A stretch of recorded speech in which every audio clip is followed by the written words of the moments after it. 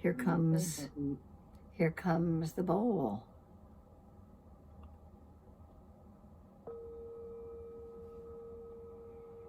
Hmm.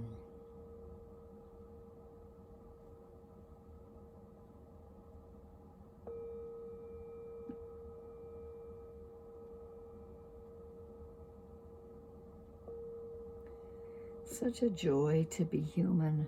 So many thoughts rushing through our minds all the time. It happens so easily.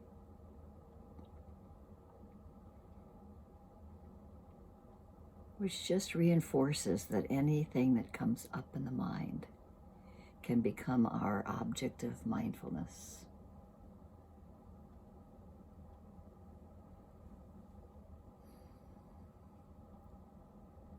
We can use any object to give us the opportunity to see that insight of impermanence and dissatisfaction and non-existence of internal self. We have the opportunity that whenever we're thinking, whatever we're thinking about, it naturally fades away, and we can turn our mind back to the object of meditation.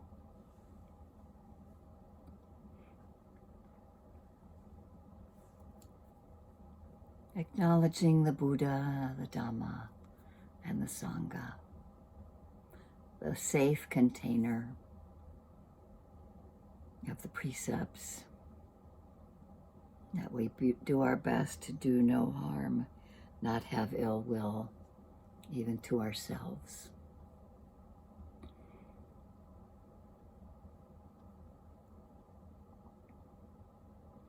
Employ right speech and not taking what doesn't belong to us.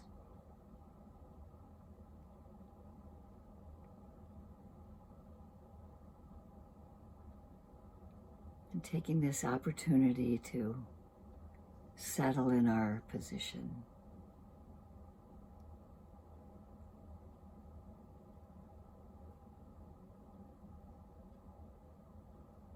Objects come and go, and we can see the three characteristics. Any meditation that helps us see this truth is good medicine. And we can't really expect the mind to stick to this or that thing. The mind is very fickle and it goes from object to object, but we start by trying not to shift from object to object, at least not deliberately, by beginning with a focus on the chosen object, like the breath.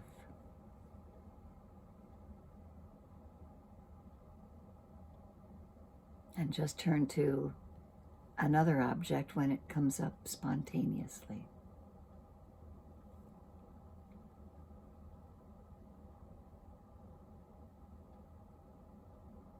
I know we can follow through, say we're focusing on the breath, and then a thought arises about something. Like something arises for me lately is something about my skin.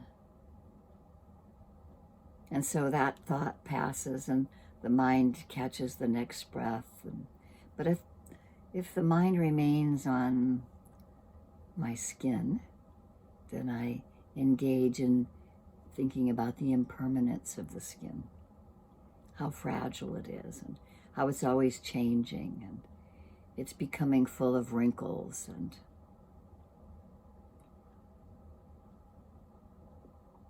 I can, see the obvious of how useless it is and painful to cling to my skin, since it's going to change no matter what. And the more I cling, the more I suffer. So I can also consider this kind of selflessness of the skin, that there's no me in it or controlling it. And then I can watch the thoughts disappear. And I can also notice the watching, the observing function that is mindfully aware of these thoughts. And it itself is impermanent.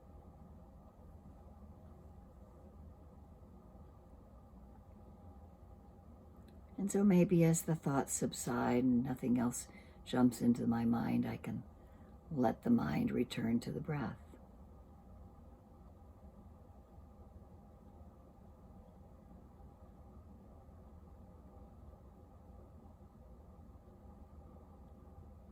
And eventually practicing just letting them arise and being with them and letting them pass. The thoughts can slow down and the mind can gain concentration.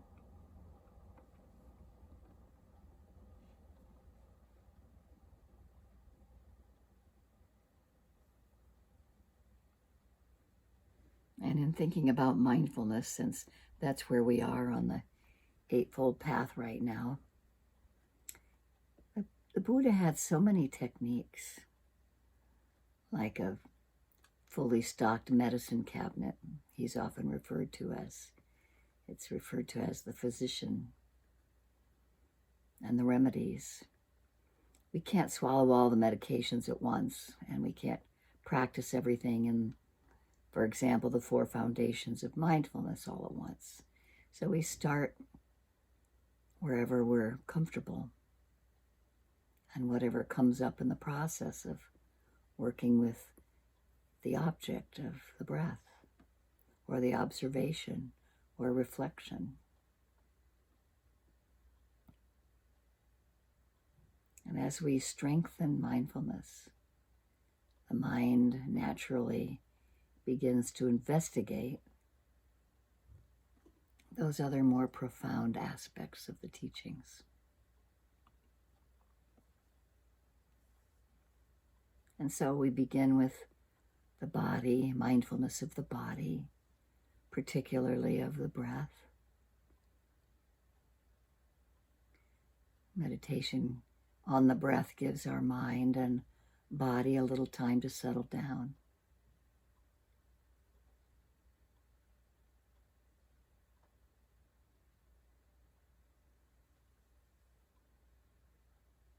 And then when other foundations of mindfulness arise, we can become aware of them. But no matter what subject arises, we make sure that we pay attention to impermanence, dissatisfaction, and selflessness, anicca, dukkha, anatta, of each experience, whether it's physical or whether it's psychological. That keeps us in the present moment, understanding the nature of suffering, of clinging.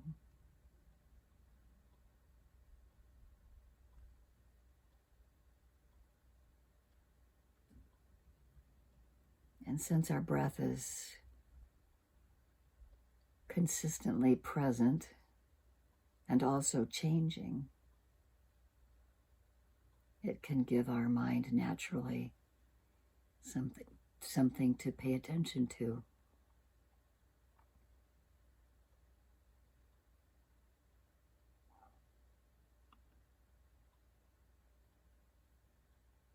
Because when the mind is together with the breath,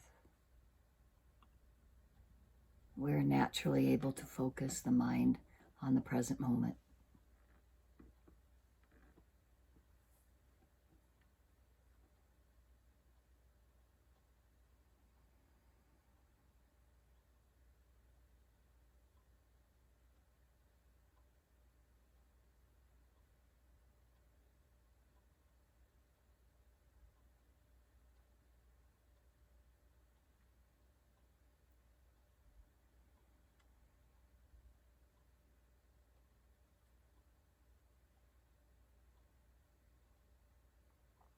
letting our body settle in its seat.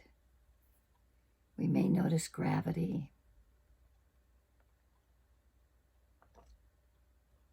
by noticing pressure or warmth, sensations of tingling, or whatever we notice at the buttocks on the seat or the feet on the floor.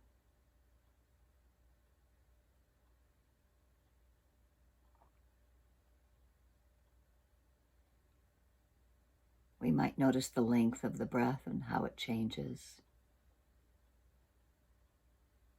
or what the contact is like around the rim of the nostrils or the pressure of the diaphragm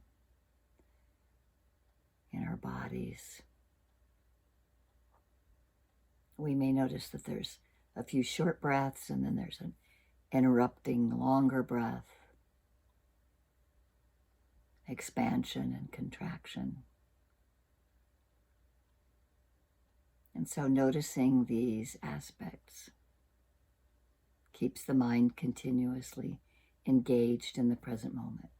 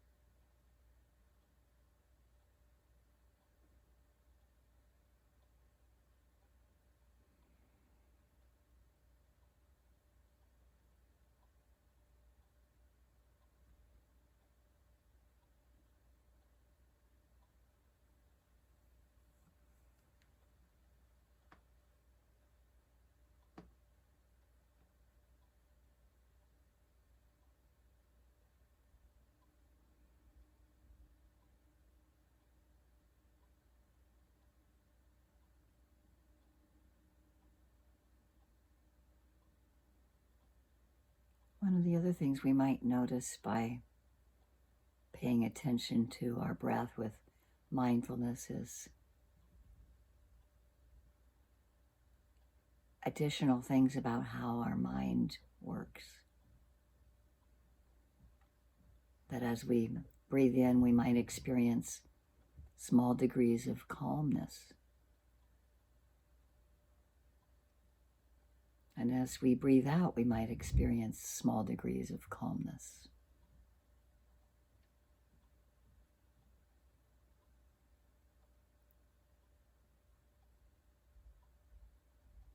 And then there's noticing the results of inhaling being interrupted by exhaling, and the calmness that comes as a result of exhaling being interrupted by inhaling. And yet if we tried to hold the inhaled breath a little longer to try to prolong that feeling of calmness, we begin to experience tension.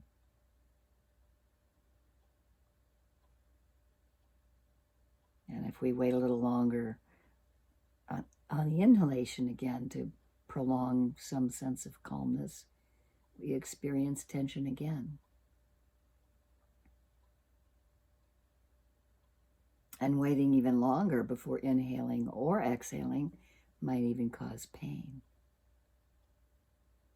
And so watching this with the mind, with awareness, we can see that we desire calmness and the release of tension, and we want to avoid discomfort, and don't wait too long before inhaling or exhaling.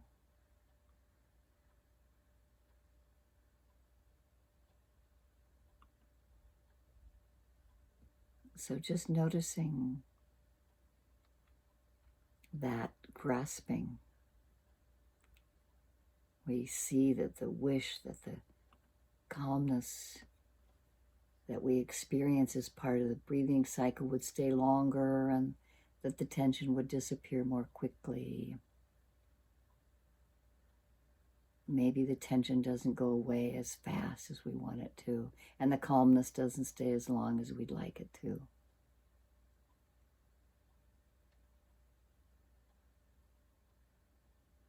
And so we can see even a small desire for permanency, for things to be permanent in an impermanent world, causes unhappiness.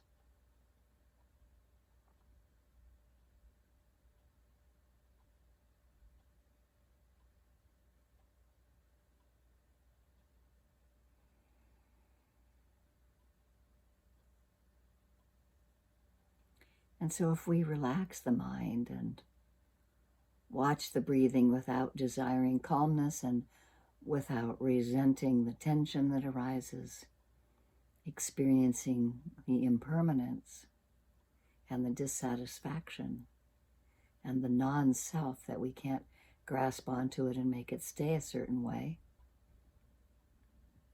the mind becomes peaceful and calm.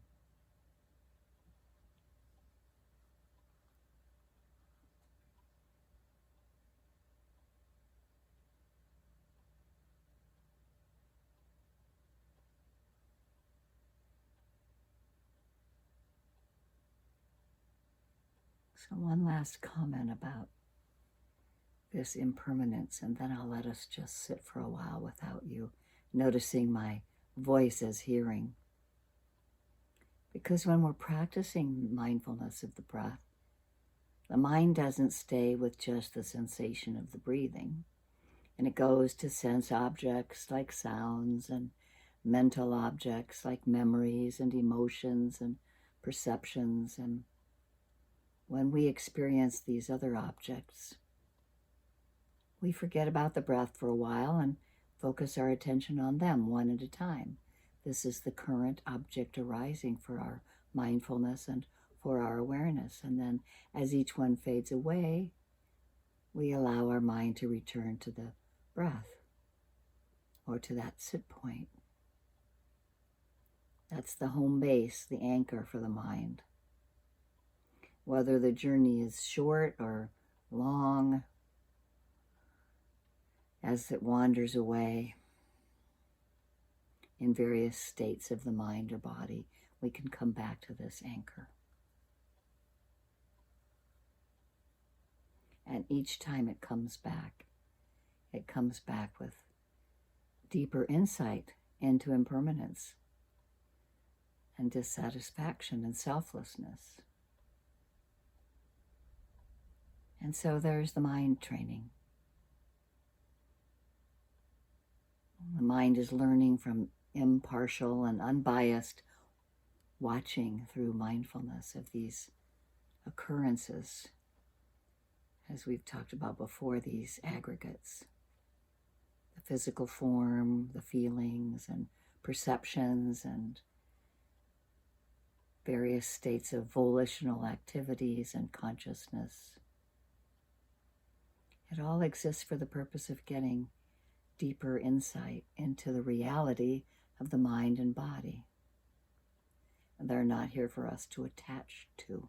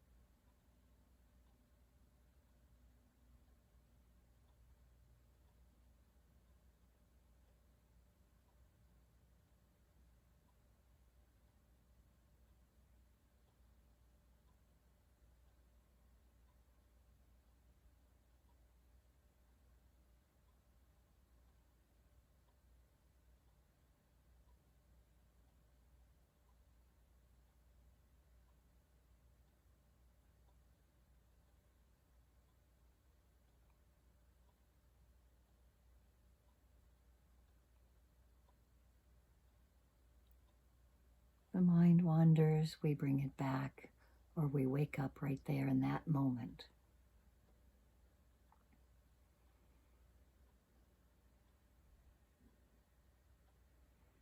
To begin again from there.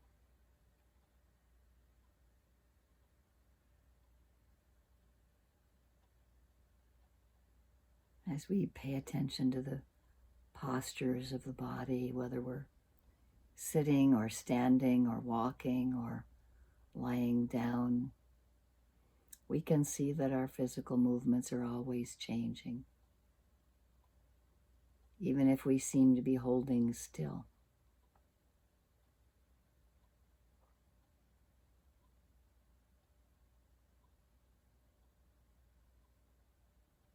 The heart pulses, heat radiates from our body, our lungs expand and contract, and we're cultivating awareness of their impermanence. And we see that we only have limited control over the outer movements of our body, as we were talking about earlier when we first sat down. And there isn't any control at all over the subtle internal bodily movements. And sometimes this lack of control is frustrating. And this gives us a perfect opportunity to cultivate insight into the suffering and the selfless nature of the movements of the body.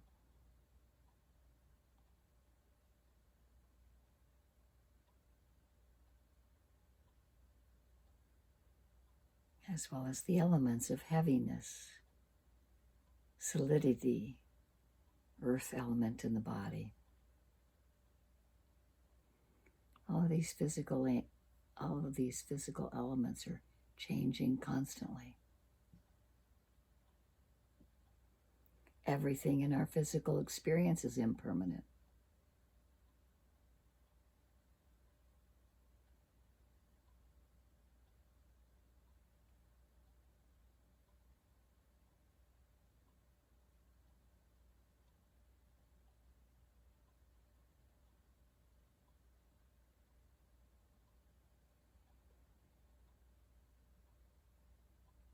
So in mindfulness of breathing, in mindfulness of the body, and even when mental factors become prominent and we see them arising, feelings and perceptions are changing.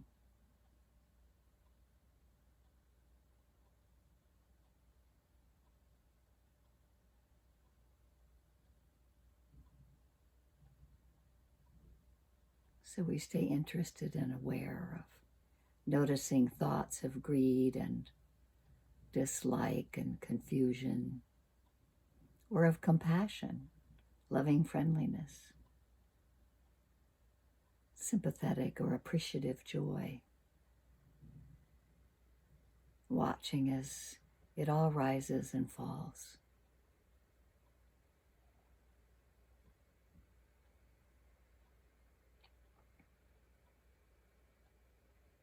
We can't create or stop the automatic occurrences of rising and falling, of movements, feelings, perceptions, thoughts, consciousness. So we keep these things in mind as we sit and as we move. In every posture, in every activity. Anicca, anatta, dukkha.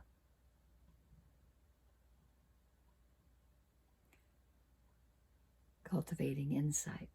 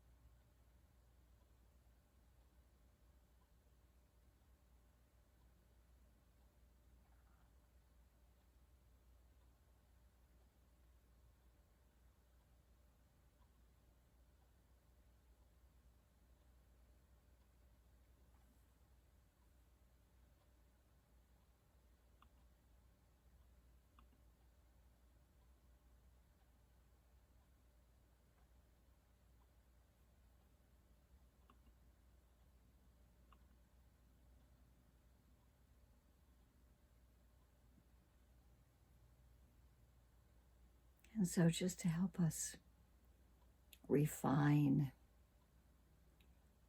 some of our ability to see these characteristics of impermanence, I'd like us to also take the last 10 minutes of our sitting period and have it be a walking practice. And so as we engage in it, we can slowly stand up and continue to pay attention to the breathing process. And while standing up, we can be aware of the changes in our physical sensation and perceptions. And we can notice that every part of the body has to cooperate in order for us to stand up. And while standing, we continue to pay attention to our breathing.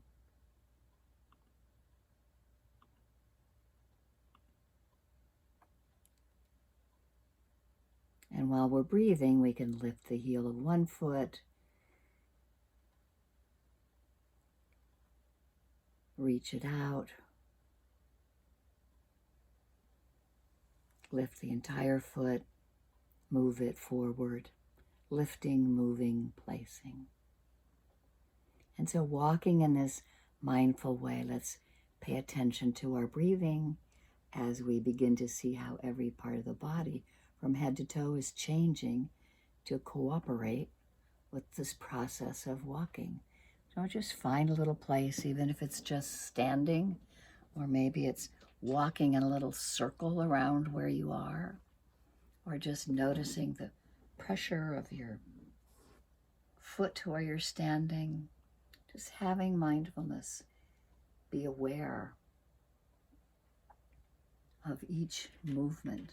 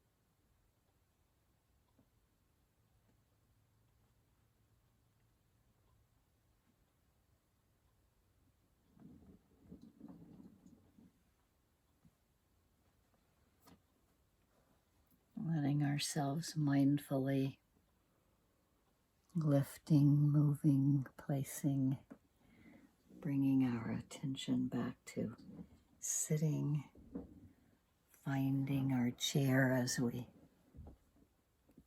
equally with mindfulness notice moving, touching, pressure, coolness, warmth under our hand as we touch the seat, or under our feet as we change positions from walking to sitting.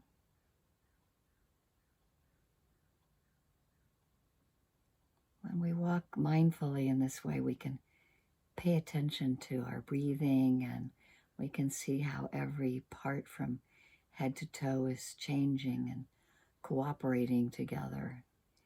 And the mind can stay a little more aware sometimes.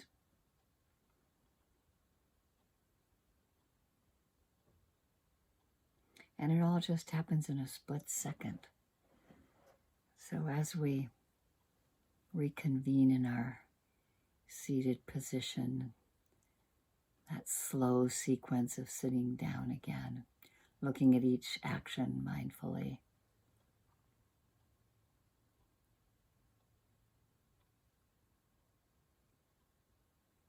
We can really see clearly the evidence of impermanence. And we can also see that the mind is always changing, with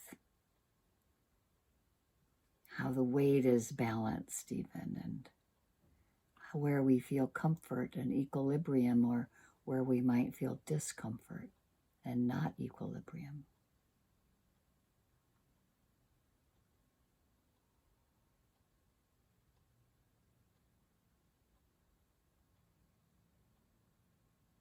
And just noticing, cultivating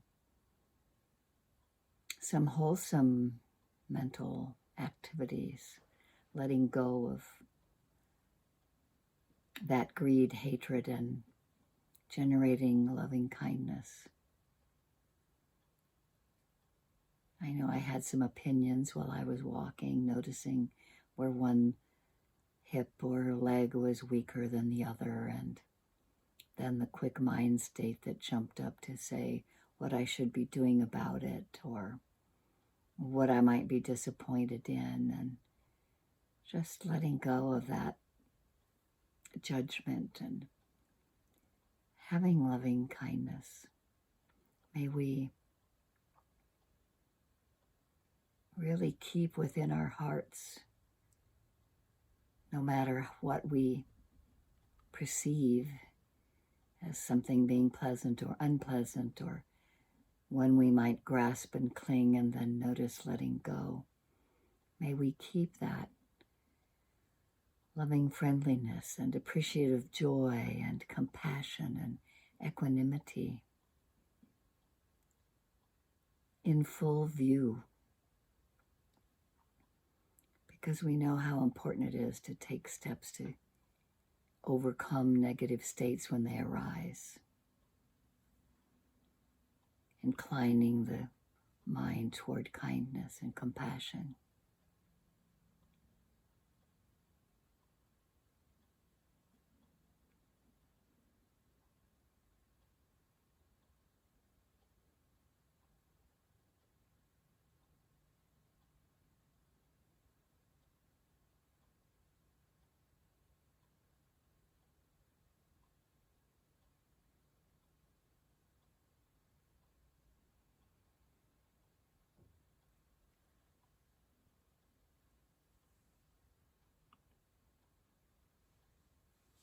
May we include in our kindness practice, our compassion practice today, those that aren't with us in our group regularly.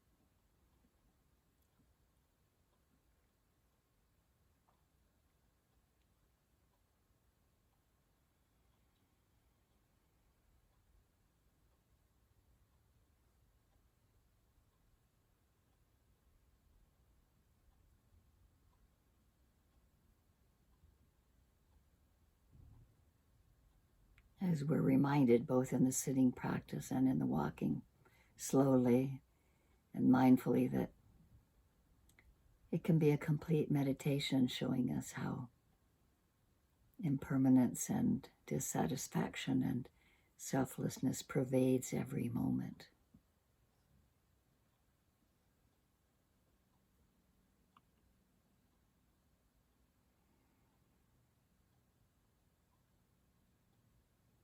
And we can also let this kindness and this compassion pervade every moment.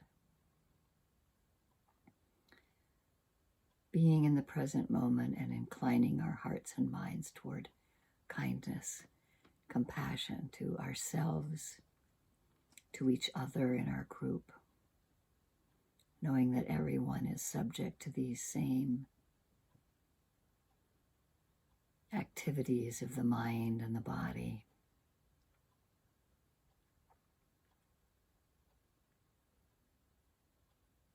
May we bring to our hearts someone we may have seen recently suffering.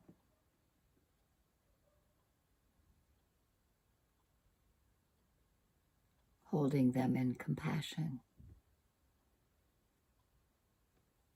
Letting our hearts include them to be free from ill will. May they have happiness and the causes of happiness.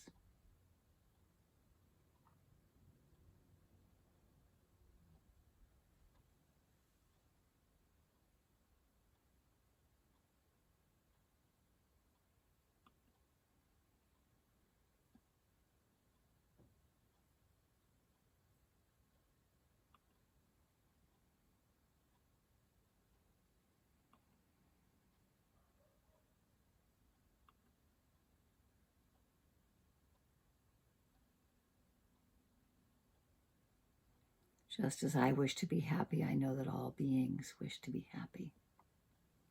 May all beings everywhere have happiness and the causes of happiness.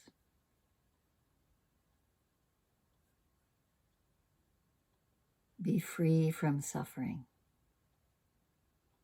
And may our hearts stay open when things are challenging.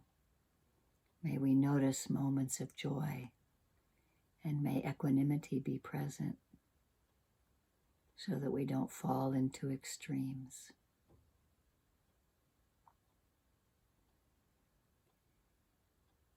Anicca vata sankhara upadavaya domino upakitava meruchanti te sam vipasamo sukho. All conditioned things are subject to impermanence. They arise and pass away. And seeing this clearly with mindfulness brings the greatest happiness, which is peace.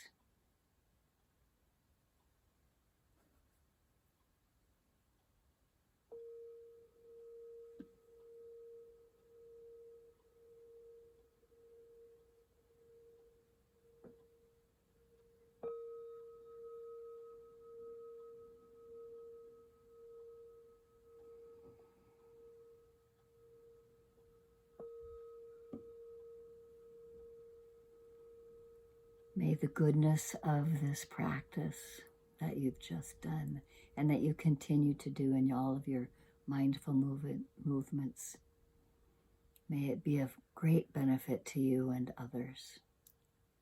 Thank you for your practice. So much joy arises.